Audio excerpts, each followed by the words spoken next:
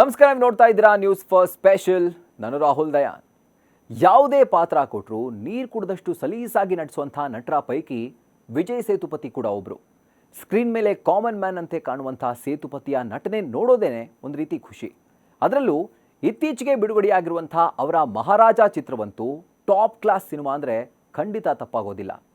ಸಾಮಾನ್ಯ ಕ್ಷೌರಿಕನೊಬ್ಬ ತನ್ನ ಮಗಳಿಗಾದಂಥ ಅನ್ಯಾಯದ ವಿರುದ್ಧ ಹೇಗೆ ಹೋರಾಟ ಮಾಡ್ತಾನೆ ಅನ್ನೋದನ್ನು ಅದ್ಭುತವಾಗಿ ಈ ಸಿನಿಮಾದಲ್ಲಿ ತೋರಿಸಲಾಗಿದೆ. ಇನ್ನು ಫಿಲ್ಮ್ನಲ್ಲಿ ಬರುವಂಥ ಪ್ರತಿಯೊಂದು ಪಾತ್ರಕ್ಕೂ ತನ್ನದೇ ಆದಂಥ ವಿಶೇಷತೆ ಇದೆ. ಅದರಲ್ಲೂ ಕಸದ ಡಬ್ಬಿಗಂತೂ ಒಳ್ಳೆ ಬಿಲ್ಡಪ್ ಜೊತೆಗೆ ಭಾವನಾತ್ಮಕ ಟಚ್ ಕೂಡ ಕೊಟ್ಟಿದ್ದಾರೆ. ಎಲ್ಲೋ ಆರಂಭದಲ್ಲಿ ಕಾಣೋ ಗೊಂಬೆಯಿಂದ ಹಿಡಿದು ಸಿನಿಮಾದಲ್ಲಿ ಬಂದು ಹೋಗೋ ಹಾವುಗಳು ಕೂಡ ಎಲ್ಲರ ಗಮನ ಸೆಳೆದಿದೆ.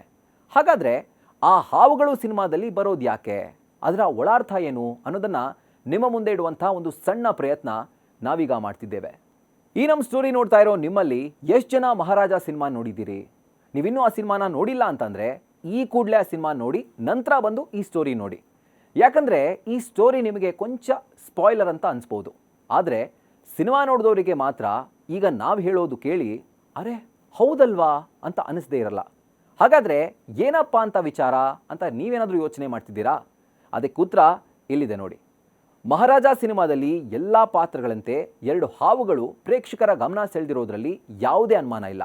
ಆದರೆ ಆ ಹಾವುಗಳ ಅವಶ್ಯಕತೆ ಸಿನಿಮಾದಲ್ಲಿ ಏನಿತ್ತು ಅಂತ ಸಿನಿಮಾ ನೋಡಿದವರಿಗೆ ಖಂಡಿತವಾಗ್ಲೂ ಅನಿಸಿರುತ್ತೆ. ಕೆಲ ಪ್ರೇಕ್ಷಕರಿಗೆ ಇದು ಅವ್ರ ತಲೆಗೆ ಬಂದಾಗ ಡೀಟೇಲ್ ಆಗಿ ತಮ್ಮ ಸೋಷಿಯಲ್ ಮೀಡಿಯಾದಲ್ಲಿ ಅವರು ಬರೆದುಕೊಂಡಿದ್ದಾರೆ.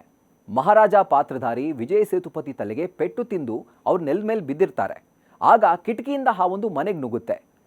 ಇದು ಚಿತ್ರದಲ್ಲಿ ಕಾಣಿಸುವಂಥ ಮೊದಲನೇ ಹಾವು.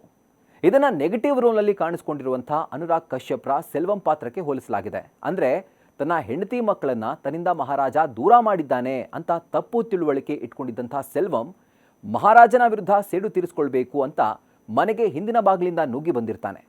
ಆತನ ಆ ಸಿಟ್ಟನ್ನು ಹಾವಿನ ದ್ವೇಷಕ್ಕೆ ಇಲ್ಲಿ ಕಂಪೇರ್ ಮಾಡಲಾಗಿದೆ.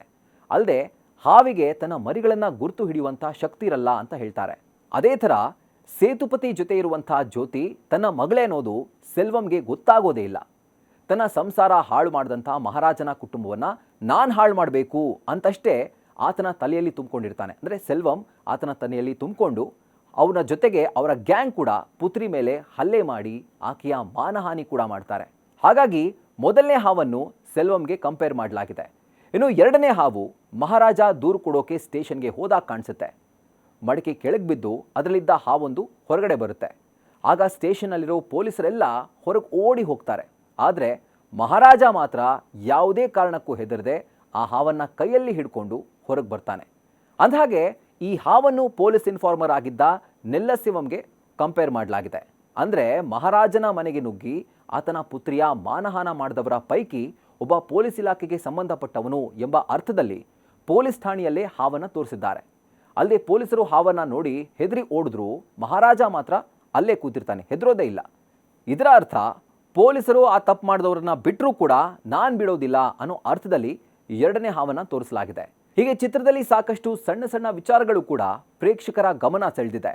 ಈ ಚಿತ್ರವನ್ನು ಇಷ್ಟು ಅಚ್ಚುಕಟ್ಟಾಗಿ ಜನರಿಗೆ ತಲುಪಿಸಿದಂಥ ನಿರ್ದೇಶಕ ನಿತಿಲನ್ ಸ್ವಾಮಿನಾಥನ್ಗೆ ನಮ್ಮದೊಂದು ಸಲ್ಯೂಟ್. ಏನು ಮಹಾರಾಜ ಪಾತ್ರಕ್ಕೆ ಜೀವ ತುಂಬಿದ ವಿಜಯ್ ಸೇತುಪತಿ ಇರಬಹುದು, ಅಥವಾ ಸೆಲ್ವಂ ಪಾತ್ರಧಾರಿ ಅನುರಾಗ್ ಕಶ್ಯಪ್, ಹೀಗೆ ಎಲ್ಲರ ನಟನೆ ಬಗ್ಗೆ ಎರಡು ಮಾತೇ ಇಲ್ಲ. ಇದರ ಜೊತೆಗೆ ಲೇಟೆಸ್ಟ್ ಅಪ್ಡೇಟ್ಸ್ಗಾಗಿ ನ್ಯೂಸ್ ಫಸ್ಟ್ ಸ್ಪೆಷಲ್ ಚಾನೆಲ್ನ ಸಬ್ಸ್ಕ್ರೈಬ್ ಮಾಡಿ, ಲೈಕ್ ಮಾಡಿ ಹಾಗೂ ನಿಮ್ಮ ಪ್ರೀತಿಯ ಬೆಲ್ ಐಕಾನ್ ಕೂಡ ಕ್ಲಿಕ್ ಮಾಡಿ.